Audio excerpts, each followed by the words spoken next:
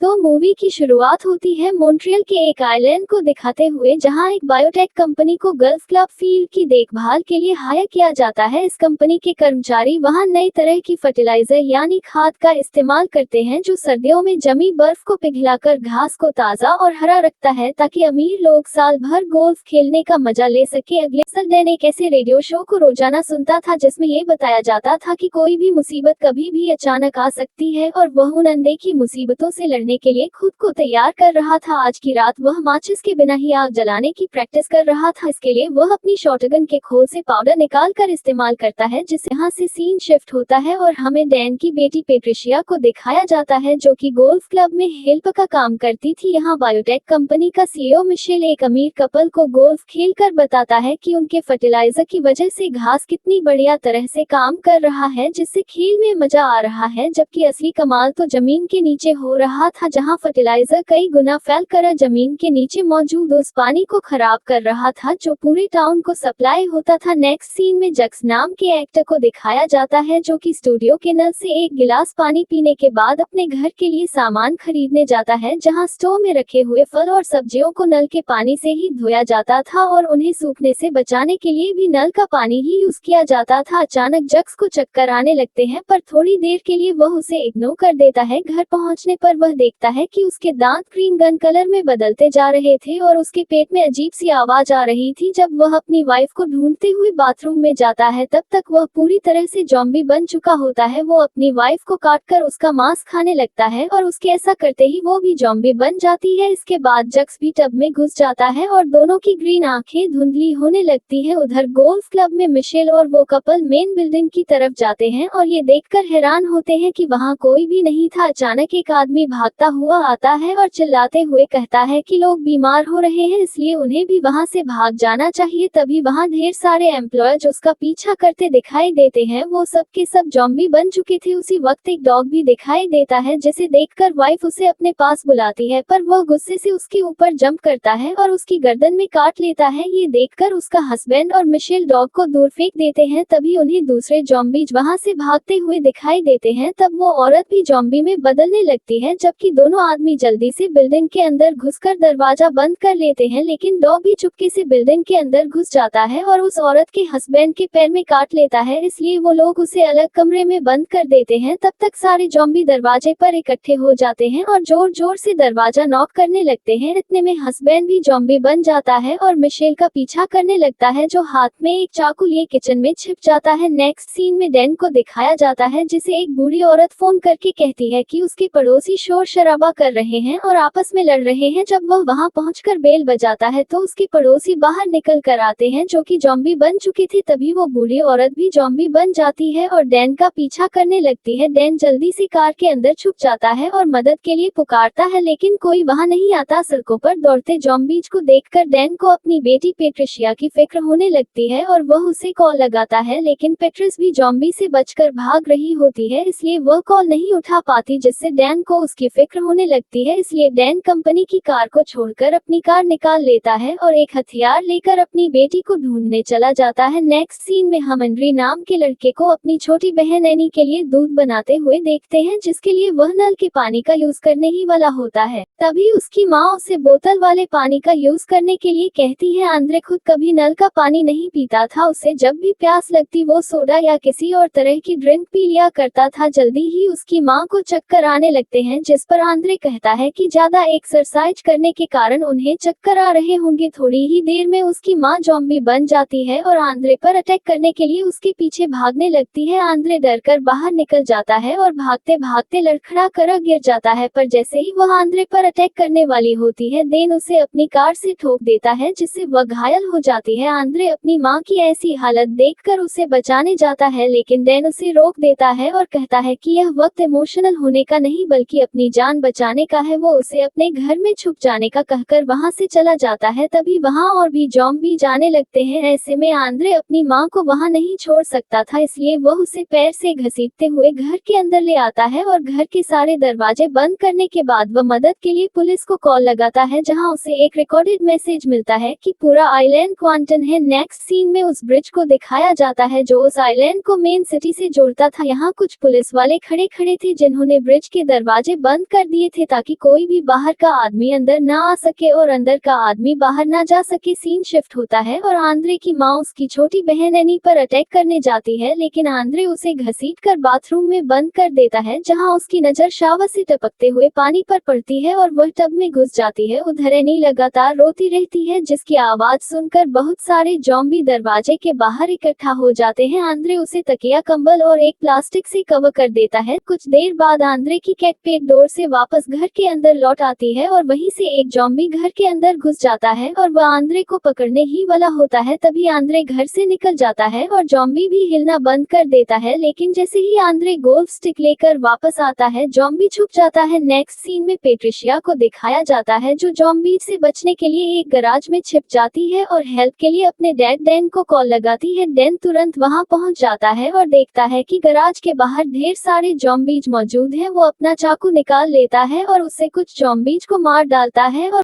Bridge पर मौजूद police वाले वहां से हट जाते हैं, क्योंकि मिलिट्री वाले ज़ॉम्बी से अफेक्टेड एरिया को बॉम्ब से उड़ाने लगते हैं। इससे पूरे टाउन में पावर कट हो जाता है। अगली सुबह एनी की आया काम पर आने के लिए ब्रिज के पास पहुंचती है तो देखती है कि वह टूट चुका है। इस बीच आंद्रे अपने घर की खिड़की से ज़ॉम्बीज का वीडियो बनाने लगता है और उसी वक्त नेट पर प्रेस कॉन्फ्रेंस दिखाया जाता है, जहां रक्षा मंत्री लोगों को बताता है कि हम लोगों ने आइलैंड की सुरक्षा की खातिर ब्रिज को डिस्ट्रॉय कर दिया है और अभी स्थिति नियंत्रण में है। तभी आंद्रे के फोन की बैटरी डाउन हो जाती है। इसके बाद वह अपनी मां को चेक करने के लिए अंदर जाता है और देखता है कि उसकी मां ग्रीन कलर के चिपचिपे मटेरियल से ढक गई है। अचानक उसकी मां एनी पर अटैक करने लगती है। तब आंद्रे उनका ध्यान बटा के लिए शोर करने लगता है और उनकी फेवरेट सब्जी को उनके सामने हिलाने लगता है, जिससे अट्रैक्ट होकर उसकी मां उसके पीछे भागने लगती है। ऐसा करते करते वो दोनों लिविंग रूम में पहुंच जाते हैं, जहां गलती से उसकी मां टीवी स्टैंड से टकरा जाती है और टीवी उनके ऊपर गिर जाता है, जिससे उनकी मौत हो जाती है। दुखी मन से आंद्रे अपनी मां को वापस बाथरूम के अंदर ले आता है और वो उनके फोन को उठाता है, लेकिन वो फोन भी टूट चुका था। इसके बाद आंद्रे एक सीढ़ी लेकर सामने के दरवाजे से बाहर की तरफ देखता है, जहां ढेर सारे ज़ॉम्बीज खड़े थे, जैसे कि वो उसी के बाहर आने का इंतजार कर रहे हो। अब वो भी घर के अंदर रहकर थक चुका था, इसलिए वो एनी को बेबी करियर में डालकर हाथ में गोल स्टिक लेकर घर का दरवाजा खोल देता है, जिससे ज़ॉम्बीज घर के अंदर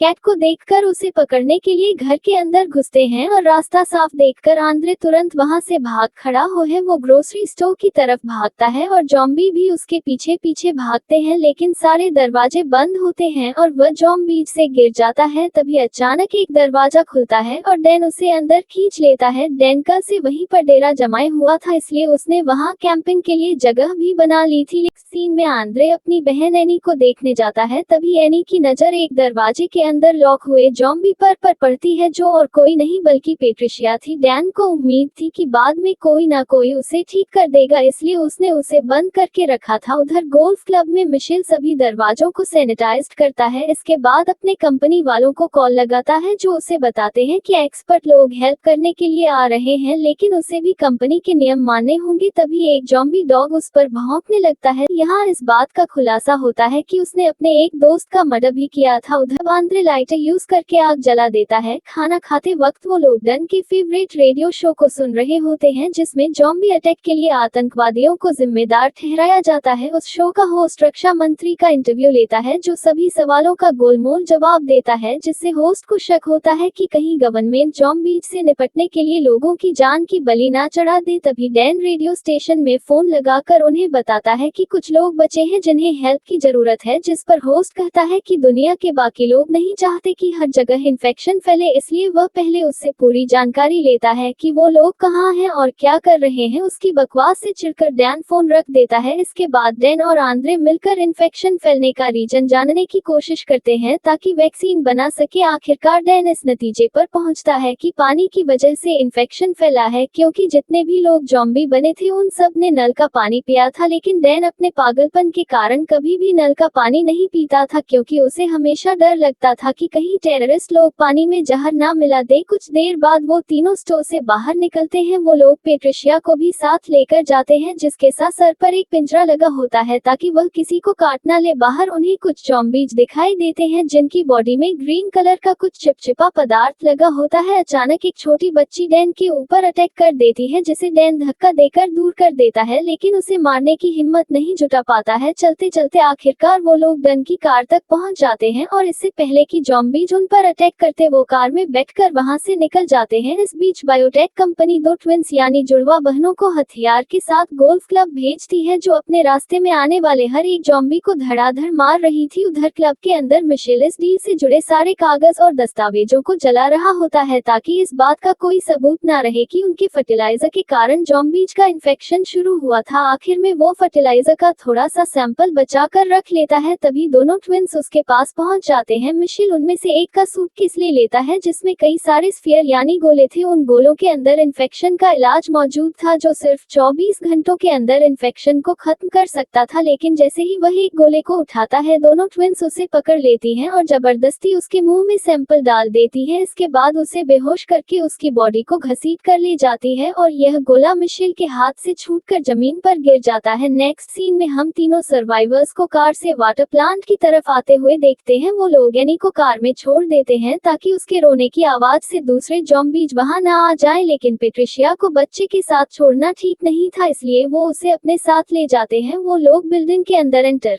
करते हैं जहां पानी की टंकी में एक ज़ॉम्बी घुसा हुआ है जिसकी बॉडी पर घास उगे हुए थे। पेट्रिशिया को पता चल जाता है और वह दौड़ती हुई उसकी तरफ जाती है, इसलिए उन दोनों को भी उसके पीछे दौड़ना पड़ता है। वो पूल पर पहुंचते ही उसमें छलांग लगा देती है। उसे बचाने के लिए डैन भी छलांग लगा देता है। इतने में वह ज़ॉम्बी ऊपर आता है और डैन पर अटैक करने लगता है। डैन पेट्रिशिया को पकड़कर ज़ॉम्बी के सामने करता है जिससे वह पीछे हट जाता है। जब आंद्रे पास आकर देखता है तो उसे रियलाइज होता है कि ज़ॉम्बी एक दूसरे पर अटैक नहीं करते हैं, पर तभी ज़ॉम्बी उसकी आवाज सुन लेता है और उसका पीछा करने लगता है। तब आंद्रे बाहर की तरफ भागने लगता है, लेकिन वहां और भी ज़ॉम्बी उसका पीछा करने लगते हैं। इधर डैन पेट्रिशिया को पानी से निकालने की कोशिश करता है जिसमें उसका बाजू अलग हो जाता है। उधर आंद्रे भागते भागते किसी तरह कार के अंदर पहुंच जाता है और तभी डैन भी बाहर आता है। वह पेट्रिशिया को एक ढाल की तरह इस्तेमाल करता है ताकि ज़ॉम्बी उनसे दूर रह। कार में बैठने के बाद डैन को कुछ आवाज सुनाई देती है। तब पता चलता है कि पेट्रिशिया का फोन अब भी उसी के पास था। वह उसके टूटे हुए बाजू का इस्तेमाल करके फोन को अनलॉक करता है और तभी उसे रियलाइज होता है कि पेट्रिशिया के जख्मों पर घास उगाए थे। सर्दी के मौसम में घास को देखकर उसे हैरानी होती है, पर तभी उसे याद आता है कि गोल्फ क्लब में एक एक्सपेरिमेंट किया गया था और यह शायद उसी का नतीजा है, ना कि आतंकवादियों का। उधर गोल्फ क्लब में दोनों ट्विंस सभी गोलों को गोल्फ क्लब के घास पर तोड़ने लगते हैं ताकि कोई प्रूफ बाकी ना रहे। तभी डैन की कार वहां पहुंच जाती है और वो लोग उस अजीब से धुएं को नोटिस कर लेते हैं। आंद्रे फोन निकालकर सब कुछ रिकॉर्ड करने लगता है। इसके बाद वो लोग फ्रंट डोर की तरफ जाते हैं, लेकिन वो लॉक होता है। तब डैन अंदर जाने के लिए दूसरा रास्ता ढूंढता है। वो छत पर चढ़कर अंदर घुस जाता है और दरवाजा खोल देता है ताकि बाकी लोग भी अंदर आ जाएं। उसके बाद पेट्रिशिया को एक स्टोरेज रूम में बंद कर देता है, जबकि आंद्रे चेयर्स की हेल्प से एनी के लिए सोने का इंतजाम करता है। उसके बाद डैन और आंद्रे पूरी बिल्डिंग की छानबीन करते हैं। तभी उन्हें वो डॉग दिख जाता है जो अभी तक जिंदा था और उसकी पूरी बॉडी में घास उगाए थे। ठीक तभी डैन को चक्कर आने लगते हैं। उधर एनी भी जोर जोर से रोने लगती है। तब आंद्रे उसे चुप कराने के लिए दौड़कर उसके पास जाता है और देखता है कि वह अपने बिस्तर से गायब थी। इधर आंद्रे अपनी बहन को ढूंढ रहा होता है। उधर डैन अंधेरे गलियारे की तरफ जाता है जहां जमीन पर कुछ बॉम्ब पड़े हुए थे जिससे बिल्डिंग उड़ सकती थी। अब तक उसकी तबीयत भी बिगड़ने लगी थी, लेकिन वो हिम्मत नहीं हारता और उस रूम तक पहुंच जाता है जहां सारे बॉम्ब टाइमर से कनेक्टेड थे। अब तक डैन काफी कमजोर हो चुका था, इसलिए वो चक्कर खाकर गिर जाता है और उसे उठने में दिक्कत होती है। तब वो पेट्रिशिया के टूटे हुए हाथ से टाइमर को ऑफ कर देता है। तभी उसकी आंखें भी ग्रीन होने लगती हैं। इधर बिल्डिंग के बाहर खड़ी ट्विंस देखती हैं कि काफी वक्त गुजरने के बाद भी बिल्डिंग ब्लास्ट नहीं हुई थी, इसलिए वो चेक करने के लिए अंदर जाती है। उन्हें किचन के अंदर एनी दिख जाती है। वो लोग उसे फर्टिलाइजर खिलाकर वहां से चले जाते हैं। उधर आंद्रे अपनी बहन को ढूंढते हुए उस रूम तक पहुंचता है जहां ज़ॉम्बी बना हुआ मिशेल बंद था। ये देखकर वो दूसरी तरफ जाता है और वहां उसे अपनी बहन मिल जाती है, जिसे लेकर वह जाने ही वाला होता है कि दोनों ट्विंस उसका रास्ता रोक लेती हैं। उनमें से एक एनी का मुंह बंद कर देती है और दूसरी आंद्रे को फर्टिलाइजर खिलाने लगती है, लेकिन इससे पहले ही एनी ज़ॉम्बी बन जाती है और ट्विन के हाथ में काट लेती है, जिससे फर्टिलाइजर का सैंपल गिर जाता है। तभी डैन दूसरे ट्विन पर अटैक कर देता है और वो उसे काट लेता है। अब आंद्रे जैसे ही पीछे हटता है, उसका पैर वहां गिरे हुए इलाज वाले बड़े गोले पर पड़ जाता है, जिससे गोला टूट जाता है और चारों तरफ धुआं फैलने लगता है, जिससे एनी और डैन धीरे धीरे ठीक होने लगते हैं। अब डैन आंद्रे का पीछा करने लगता है और दोनों भागते भागते किचन में पहुंच जाते हैं, पर जैसे ही डैन आंद्रे को काटने वाला होता है कि अचानक उसे एनी की मौजूदगी का एहसास होता है और वो उसे छोड़ देता है। उसी वक्त दोनों ट्विंस अपनी अपनी गन निकालकर एक दूसरे को मार डालती है, क्योंकि वो नहीं चाहती थी कि वो दोनों ज़ॉम्बी बने। नेक्स्ट सीन में आंद्रे डैन के जैकेट से उसके पुराने फोन को निकालकर पेट्रिशिया के फोन पर कॉल लगाता है और रिंग की आवाज से वह फोन को ढूंढ लेता है और वीडियो बनाने लगता है, जिसमें वह अब तक हुई सारी घटनाओं के बारे में बताता है। फिर हेल्प की रिक्वेस्ट करते हुए उस वीडियो को इंटरनेट पर डाल देता है। इसके बाद वह डैन को उसकी बेटी के रूम में पहुंचा देता है। इधर जैसे ही आंद्रे का वीडियो न्यूज चैनल तक पहुंचता है, गवर्नमेंट वहां की सफाई के लिए सेना भेज देती है। सोल्जर्स रास्ते में आने वाले हर ज़ॉम्बीज को फायर गन से मारते जाते हैं। तब आंद्रे भी बिल्डिंग से बाहर निकलता है और हाथ उठाकर हेल्प मांगता है। वह अपने साथ पटरी का टूटा हुआ हाथ भी लाया था, जिससे वैक्सीन बनाने में मदद मिल सके। तभी एक और सर्वाइवर सोल्जर्स के पास पहुंचता है, जिसे वो लोग गोली मार देते हैं। ये देखकर आंद्रे समझ जाता है कि सोल्जर वहां सर्वाइवर्स को बचाने नहीं बल्कि सबको मारकर एरिया क्लीन करने आए थे। अब तक एनी भी ठीक हो चुकी थी, इसलिए आंद्रे वहां से भागकर छिप जाता है। उधर गोल्फ क्लब के अंदर डैन भी ठीक हो चुका था, पर तभी सोल्जर्स बिल्डिंग के अंदर घुसकर उसे और पेट्रिशिया दोनों को जलाकर मार देते हैं। अगले सीन में रक्षा मंत्री को टीवी पर भाषण देते दिखाया जाता है, जो कि जनता को बताता है कि हालात को काबू में कर लिया गया है और इन्फेक्शन को जड़ से मिटा दिया गया है, इसलिए अब किसी को डरने की जरूरत नहीं है। तभी वह एक मग से पानी पीता है जिस पर बायोटेक कंपनी का लोगो लगा हुआ था, जिससे ये साबित होता था कि वह भी इस मामले में शामिल था। उधर आंद्रे जान बचाने के लिए यहाँ वहाँ भटक रहा होता है और रास्ते में उसे कई सर्वाइवर्स की डेड बॉडीज पड़ी मिलती हैं, जिन्हें सोल्जर्स ने मार डाला था। अचानक उसकी नजर नदी में एक बोट पर पड़ती है, जिसे एनी की आया लेकर आई थी। उसमें कई वॉलेट्स भी थे, जो कि आंद्रे और एनी को बचा लेते हैं। जैसे ही वो लोग आइलैंड से निकलते हैं, तब आंद्रे को रियलाइज का बाजू अब किसी काम का नहीं है, इसलिए वह उसे पानी में फेंक देता है। जहाँ के साथ इस मूवी का यहीं पर एंड हो जाता है। चैनल को सब्सक्राइब करने के लिए आपका दिल से शुक्रिया।